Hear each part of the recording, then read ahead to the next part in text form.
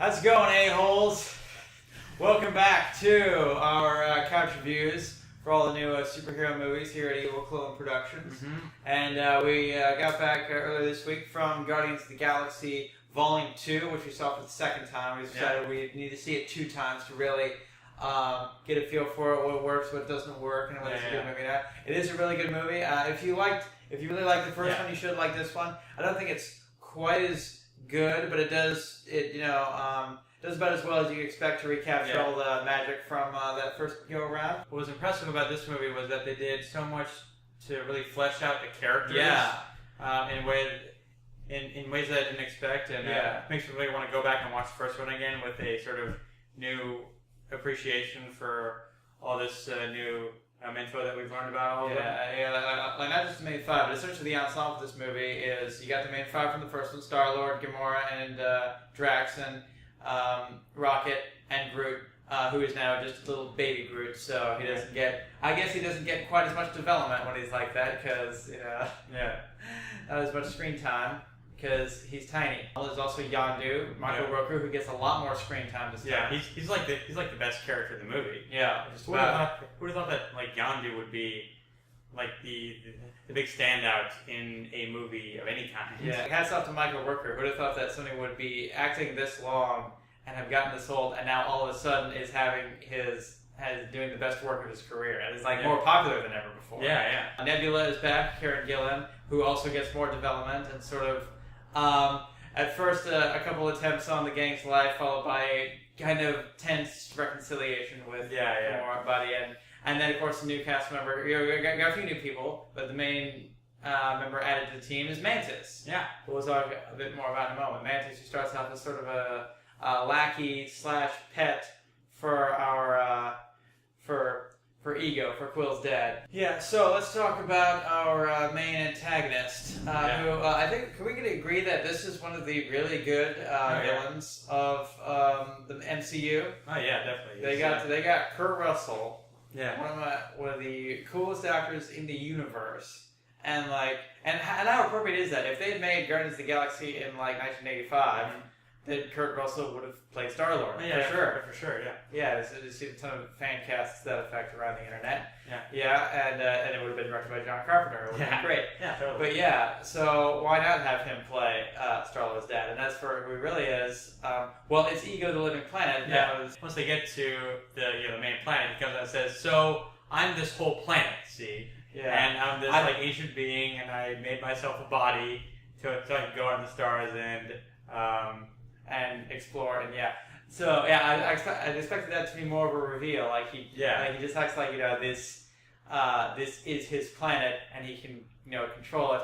And then we get the reveal shot of the giant face on this giant continent-sized face. It's like, no, this isn't his planet. The planet is him. Yeah, but that's not how they do it. It turns out that he's very, very charming, and Kurt Russell really makes a nice balance with him also being this very ancient thing, but also he knows how to say all the right things. Yeah. But as far as when he's explaining things, a lot of it is mostly true, and a lot of the lies are just kind of lies by omission that he doesn't reveal until everybody is caught in his web. Yeah. Which is a very, very ingenious way to play it. What does a brash, immature rogue like Peter Quill do when he discovers he has cosmic powers? Of course, I'm going to build a 40-foot statue of Pac-Man with Skeletor. He's like a kid who discovers he's the owner of the world's biggest toy store. Yeah. Like ever since the first movie, there was some fan speculation that Peter's dad gave his mom cancer, either as a side effect of his ancient cosmic penis, or perhaps deliberately. That's why Yondu thought he was such a jackass. Yeah, exactly. Like that. As soon as his dad mentions, I gave him mom cancer, first thing he does is he whips out his guns and tries to blow his father away. Immediately before he's finished the sentence. Yeah. He's been shredded. Apparently Ego wasn't really expecting that would break the spell. The promise of, cosmic powers would be undone by saying, well, I'm really sorry I killed your mom deliberately there. It broke my heart. It's a great example of how to marry an epic of life and death stakes and of the whole universe is at stake. With the more intimate stuff, we learn that that Ego's going to threaten the whole galaxy. On the one hand, I'm going to, remake all life in the universe into my image. Yeah. And then when he takes Peter's Walkman and squishes it, and it's like, oh, you are going to fucking die! That's the moment that does it. One of the big endearing villainous images of Ego in this movie is when he's regenerating his body, and Peter's like, of course I got issues, that's my freaking father! And there's this sort of, screaming human form that's rising up, and kind of reminded me of John Carpenter's The Thing, of course. Hey, yeah. Maybe a deliberate homage, maybe not, I don't know. Mentioned in the trivia here, when he's like regenerating, down on the core, is like these, stop pissing me off. Like the last thing to regenerate is his eye, which I guess is a nod to Snake Plissken. Aha. It's a very tiny detail for a nod. But Kurt Russell's really working that beard of power. Yeah. And another element about Quill's development is we finally learn why he hasn't been back to Earth since Yondu took him off for the first time. It's because he doesn't want to go back because it's where he saw his mom die. Yeah, that's his last memory of the place. Mm-hmm. Like, okay. Still doesn't explain why nobody else has been there. Gamora is mostly the straight man of this, wacky, dysfunctional ensemble. Of the main five, she's the only girl. She has the fewest quirks. In this movie, she's gets a lot of scenes with Nebula and Mantis. So I'm pretty sure this movie passes the Bechdel test a few times over. Yeah. So good for them there. The development we get here is tied in two ways. One, into her sort of budding, will they or won't they pretty much call it that, relationship with Quill. Yeah. And they're trying to get her to admit that, come on, we have some chemistry here. She's like, I don't know what the hell you're talking about. Yeah. Because it's just like in Farscape, nobody gets any of Quill's pop culture references. Yeah. Speaking of Farscape, hey, there's Ben Browder among all the gold people. Yeah, whoa. Well, he's just there for one scene. Okay, let's get Ben Browder in this movie. And then her other big relationship is with Nebula. Karen Gillan spends most of the movie. It's kind of it's good character development, but it's kind of a one-note performance. Like, she spends the whole movie talking like this. When she's listing off all the ways she's going to get her revenge on Thanos, I had the same thought as I had when Sylvester Stallone is talking about them in the Ravager Code. I'm like, these are really hard lines to say. With conviction. Yeah. You gotta go all this space age stuff and make it sound like it's been part of your life this whole time. Now, moving on to the rest of the team, I want to point out that the style of comedy, it's a very action comedy, just like the first movie, and it has a very specific style. I got the sense that they must have gone through the first draft of the script and said, okay, anytime we find a line that is either too cool or too generic, throw that out and replace it with something hilariously awkward and weird. Nobody can just say the obvious thing. They always have to make some weird joke or weird reference that makes everybody else uncomfortable. Yeah. And of course, the biggest purveyor of such lines is Drax. Yes. He's kind of the resident joke machine. Yeah. And because he's an alien, he's kind of a dumbass and doesn't understand human interactions. He has, I think on purpose, a lot of behaviors of somebody with autism. Yeah. And so between that and the new Power Rangers, it's like, hey, representation. Yeah. But so he gets a lot of the weirdest lines, and that's kind of his thing. And sometimes I felt like they were trying too hard. Like it's always something about bodily functions. Like, yeah, I have famously huge turds. Or when he's asking Ego, did you make a penis?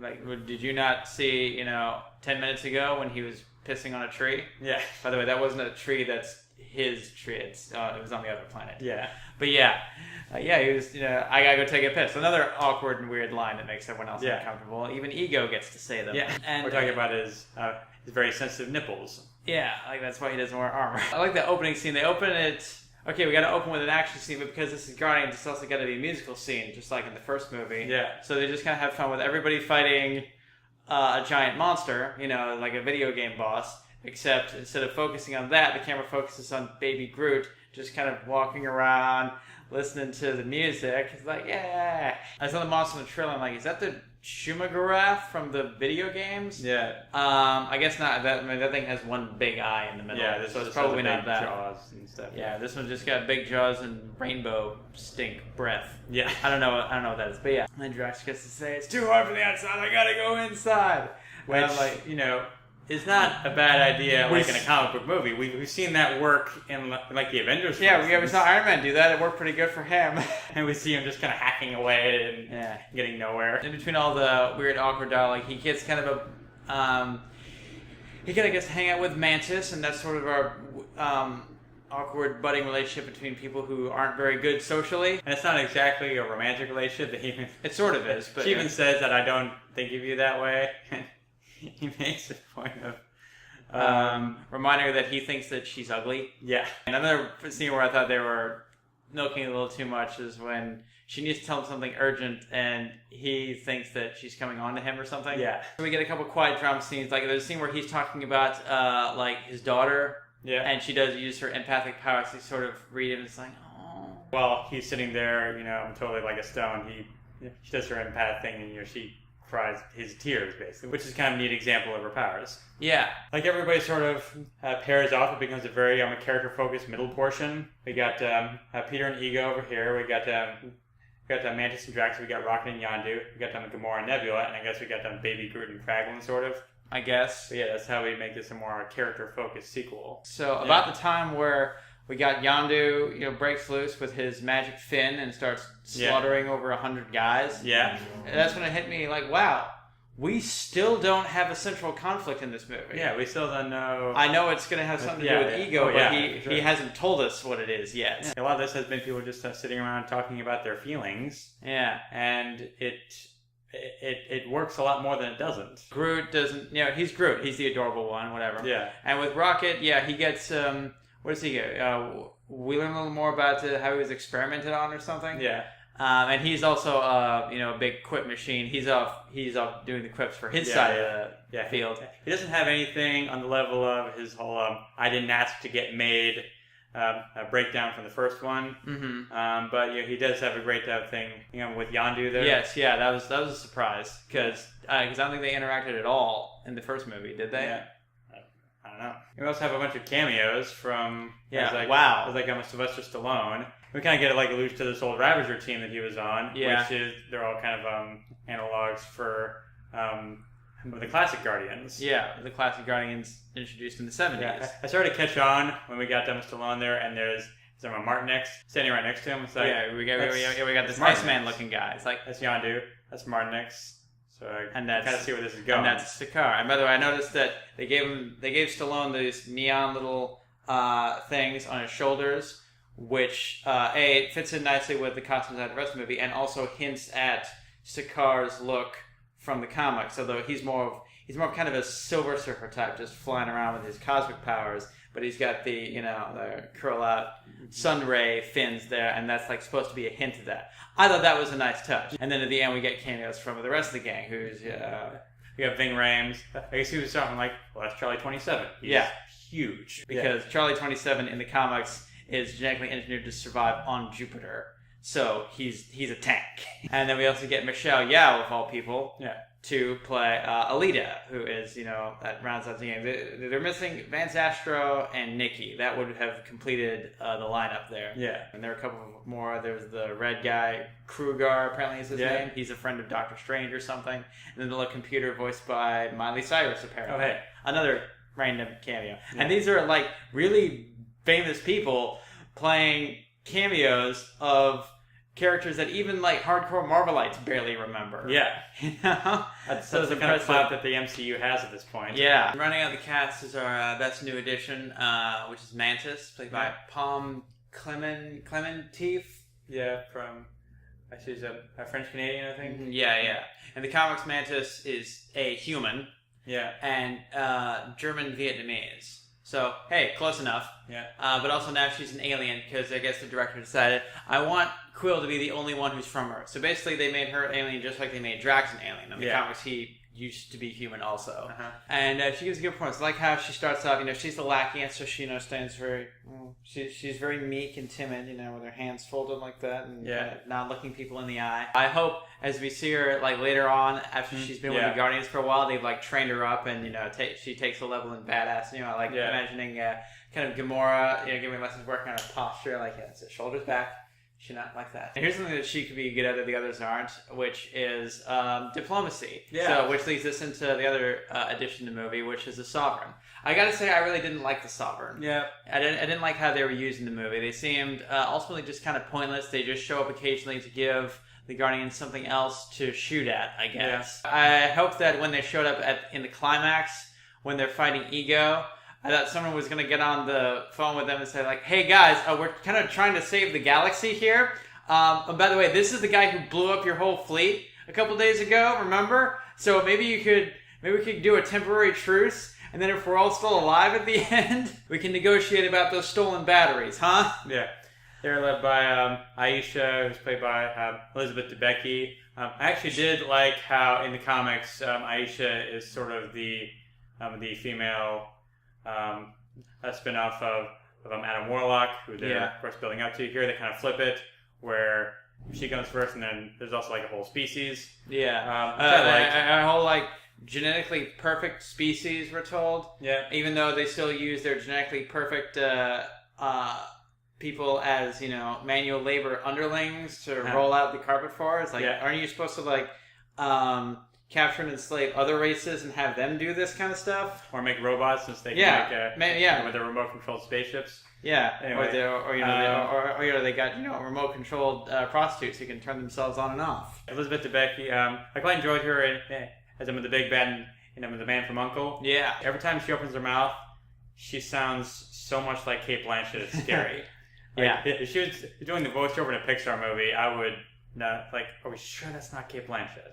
Also, if they ever make The Magician's Nephew and Chronicles of Narnia, and they decide not to use Matilda Swinton again, I think that Debicki would be a great Jadis the White Witch for that film, especially since she's like 6'3". But the book makes a big deal about how huge she is compared to everyone else. In this movie, they also make her huge. I mean, they really she wears like platform shoes or something because they want her to tower over everybody with her, superiority. Ultimately, like even when they show up with fleets and fleets of ships to get revenge on the Guardian over a couple of stolen batteries, and I'm sure they're very valuable, but what is the point of these guys other than to build up to Adam Warlock later? It's not Adam Warlock, is sounding kind of like Space Vision, which fine by me. Kind of amusing at the end of the movie. There's this huge blob of celestial matter in the middle of Missouri that nobody on Earth can account for. We also established that the year is only like 6 months after the first one, so it's going to be a while before anybody figures that out. Yeah. Would have been nice to have like some kind of reference on Agents of S.H.I.E.L.D. Maybe later. I don't know. Yeah. Like, oh yeah, there was this thing in Missouri. It showed up and then it just kind of dissipated after a couple hours. Nobody knows why. Maybe S.H.I.E.L.D. wasn't really on it because that was about the time that Winter Soldier was going down. Yeah. So they were occupied. And it hits a lot of familiar beats. When they get to the climax of the film, as they're all, fighting Ego and losing, you kind of know what's about to happen. Quill's going to figure out how to use his powers and engage his father in combat. Yeah. They should call that, when you got two cosmic beings flying around throwing god powers at each other, they should call that celestial combat. Like if it's Superman versus Zod or like Silver Surfer versus Firelord, that's what that should be called, as opposed to hand-to-hand combat, which is what like Daredevil does when he's fighting Nobu or something, or Kingpin.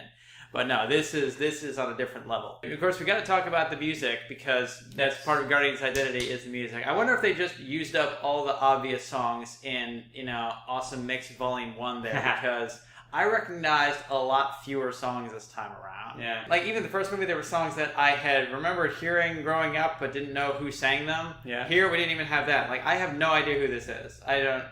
But of course, there was one exception, which is one of my favorite songs ever, which is used in the climax of the film, and that is The Chain by Fleetwood Mac. Used excellently not just in the climax of the film, but also in the trailers. Yeah. I kept going back and watching the trailers over and over again because of how great use of that is. It was when he's defeating everybody, and then Yondu tells him he doesn't use his head to control the arrow, and that's what makes Peter do the whole flashback thing and realize where his real power comes from, and then the song kicks up.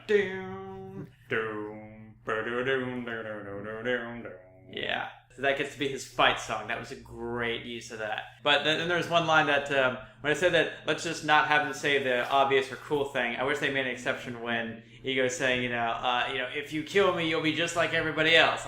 He says something like, and what's so wrong with that? Which pissed me off because the proper response to that, if you want to be a badass, is, at least I won't be like you anymore. That's what he should have said. That's him, you don't control me. So overall, it doesn't have quite the fresh smell of the first one, but it tries to take everything that worked in the first movie and just kind of run with it. Yeah, not just make everything bigger, but also make things a little more intimate at times. Yeah, like there's a bold move for like for an expensive sequel. Yeah, like let's get into this, wacky ensemble of characters and what makes them tick a little more, which was cool. And we got an even better villain this time around. Yes. Finally. So yeah, looking forward to. I guess next time we're going to see him is going to be Infinity War. Yes. Huh? Like I'm looking forward more to just some of the character interactions than everybody teaming up for battle. Yeah. Which is an interesting place for these superhero movies to be. That's it for Guardians Volume 2. And I guess we'll do this again pretty soon with Wonder Woman. Oh, it's coming yes. finally. Yeah. So we will see you next time.